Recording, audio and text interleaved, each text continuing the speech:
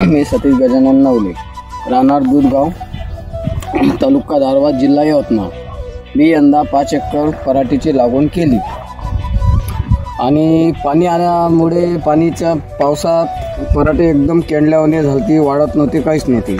मग माझ्या मित्रांना मला सांगितलं का चलो ॲग्रो कंपनीचं चोलोस हे औषध आणलं।